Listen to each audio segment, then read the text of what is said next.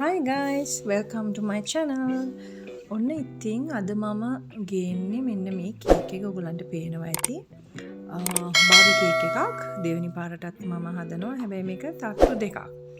ඉතින් ක්ලයන්ට් මගෙන් ඉල්ලපු විදියට යට තයනවා කිලෝ 1.5ක කේක් උඩ චූටි ඩමියක්.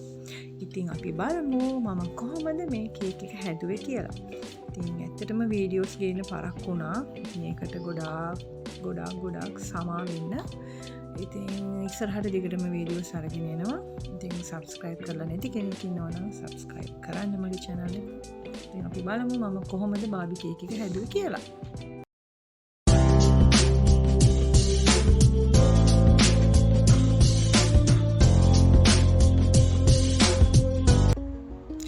හරි ඉතින් මේ විදිහට මම ඩෙකරේට් කරගන්න මුලින්ම මම කේක් එක රෙඩි කරගත්තා. ඩමි එකත් මම රෙඩි කරගත්තා. ඉතින් මම ඒක වීඩියෝ කරේ නෑ. ඒක හැමදාම ඉතින් මම ඔයගලන්ට ගේන හින්දා ඒකට ගොඩක් වෙලා යනවනේ. ඉතින් මම ඒක වීඩියෝ කරේ නෑ. ඊට පස්සේ මේ විදිහට ඩමියත් උඩින් තියාගෙන කේක් එකත් මේ විදිහට කවර් කරගෙන ඩමිය තියලා ඉතින් ඊටු වැඩ ටික තමයි මම ඔයගලන්ට පෙන්නන්නේ. ඊට පස්සේ මම බේස් එක මේ විදිහට කවර් කරගන්නවා වයිට් වලින්. කවර් කරගෙන ඉතුරු වැඩ ටික කරනවා. ඉතින් ඔයගොල්ලෝ බලන්න දිගටම මම කොහොමද බාබි කේක් එක ලස්සන කරගත්තේ කියලා. ඉතින් ඊට පස්සේ මම රෝස පාට පටි කේක් එක වටේට මේ විදිහට එකතු කරනවා. උඩ කොටසට නෙමෙයි යට කොටසට. ඉතින් මේ විදිහට එකම මහතින් රෝස පාට පටි එකතු කරගන්නවා කේක් එක වටේටම. එකතු කරගෙන තමයි ඉතුරු වැඩ ටික මම කරන්නේ. මේකටත් මම ප්‍රින්ට් දෙකක් යොදා ගන්නවා. නමුත් ඒකත් එඩිබල් නෙමෙයි.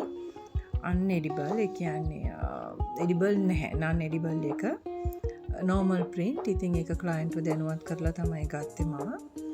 ඉතින් අපිට ඒක ක්ලයන්ට් කෙනෙක්ට අපිට දැනුවත් කරලා ඒ print ගන්න පුළුවන්. මොකද ඒක ෆොටෝ එකට විතරයිනේ ඇත්තටම අවශ්‍ය වෙන්නේ. ඉතින් ඒක නිසා අපිට දැනුවත් කරලා අපිට අලවන්න පුළුවන්. ෆොන්ඩන්ට් එකක් උඩ අලවලා තමයි මම කේක් එකට නම් අලවන්නේ. එතකොට අපිට ෆොටෝ එක අරන් ඉවර වෙලා අයින් කරන්න පුළුවන් නිසා. ඉතින් අපි බලමු දිගටම මම කොහොමද කේක් එක හැඩ කරගන්නේ කියලා.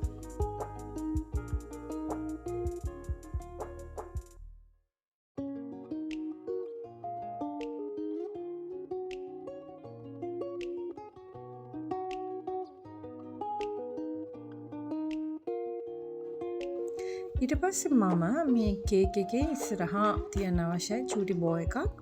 ඉතින් ඔයගොල්ලෝ බලන්න මම ලේසියෙන්ම ෆොන්ඩන්ට් වලින් බෝ එක හදන විදිය තමයි දැන් මේ වීඩියෝ කරේ. ඉස්සරහට චූටි රෝස පාට බෝ එකක් මම තියනවා. ඉතින් ඒක ඒවල ඉක්මනටම හදලා තමයි මම තිබ්බේ. ඉතින් ඔයාලට බලන්න පුළුවන් මම කොහොමද බෝ එක හැදුවේ කියලා.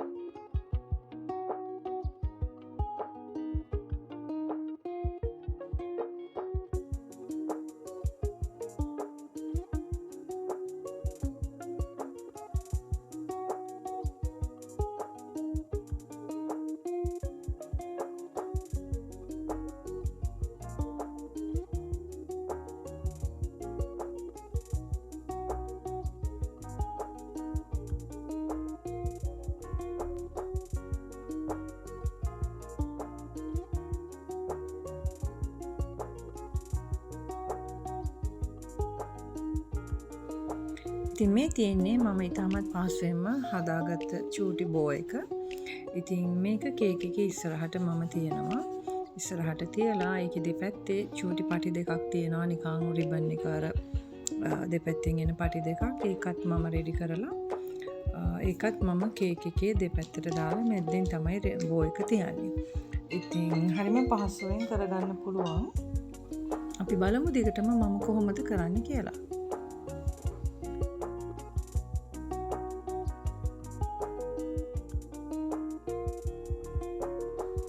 ඉතින් මේ විදියට මම රිබන් එකට අවශ්‍ය අර දෙපැත්තේ කෑලි දෙකත් ෆොන්ඩන්ට් වලින් කපාගෙන කේක් එකට එකතු කරනවා. ඉතින් ඔයගලන්ට බලන්න පුළුවන් ලේසියෙන්ම මම කොහොමද කරන්නේ කියලා. මුලින්ම කෑලි දෙක තියාගෙන ඊට පස්සේ මම බෝ එක තියනවා. බෝ එක තියාගෙන තමයි ලස්සන්ට එක හදාගන්නේ කේක් එකට ගැලපෙන විදියට. ඉතින් ඔයගොල්ලෝ ස්කිප් කරන්නේ නැතුව මගේ වීඩියෝ එක බලන්න. ඉතින් ඔයාලට පුළුවන් ලස්සන බාබි කේක් එකක් මම මේ හදන විදියට හදාගන්න. ඉතින් අපි බලමු මම කොහොමද මේක ඉවර කරගන්නේ කියලා.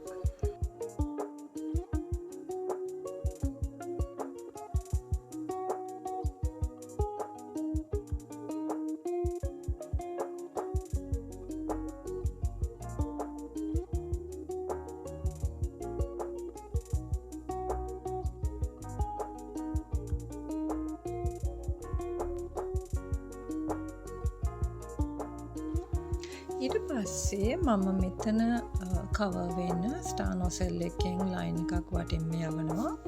මෙන්න මේ විදියට. ඒකම මම යට කොටසටත් යවා ගන්නවා. එතකොට කේක් එකේ අපිට ෆිනිෂින් එකක් දකින්න පුළුවන් නිසා. ඉතින් හැමෝම ස්ටාර් නොසෙල් එක දන්නවා. ඉතින් ස්ටාර් නොසෙල් එකෙන් තමයි මේ විදියට මම කරගන්නේ.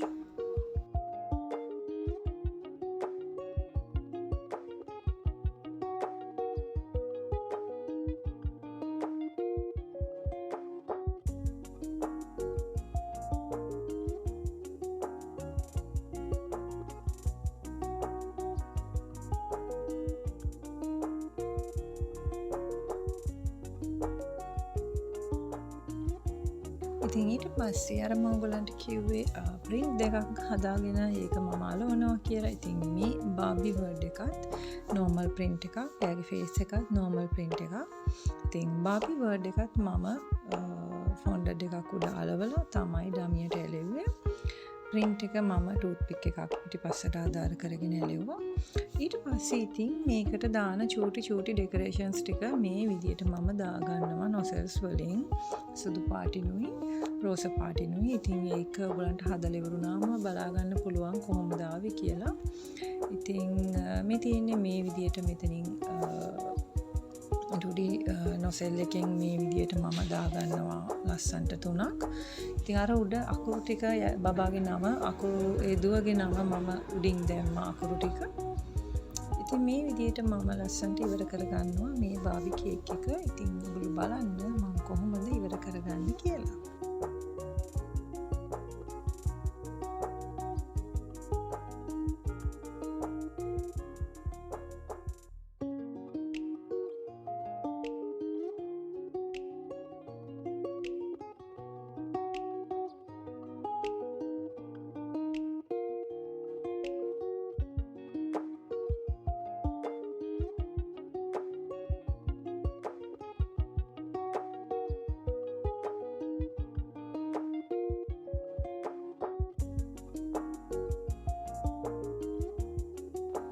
ඉතින් ඇත්තටම හරිම හුරුබුහුටි කේක් එකක් ඒ දුවට මම හැදුවේ. ඉතින් මේකට මම චූටි මැකිනොන්ස් බිස්කට් දෙකකුත් එකතු කරා ඒ ඩිසයින් එක අනුව. ඉතින් ඇත්තටම මෙයාලා ගොඩාක් සතුටු වුණා කේක් එක දැකලා කේක් එක මම ලස්සන කරපු විදියට. ඉතින් එයාලගේ ෆීඩ්බැක් එකත් ගොඩාක් හොඳයි. ඉතින් ගොඩාක් ස්තුතියි. ඉතින් ඔයාලත් යම් කිසි දෙයක් මං හදන කේක් වලින් ඉගෙන ගන්නවා නම් ඉතින් ඒක තමයි මගේ සතුට. ඉතින් මොනවා හරි අඩුපාඩු තියෙනවා නම් මට කමෙන්ට් එකක් දාන්න අක්කේ මෙතන මෙහෙම කරොත් හොඳයි එහෙම කියලා. ඉතින් කිසිම ප්‍රශ්නයක් නැහැ.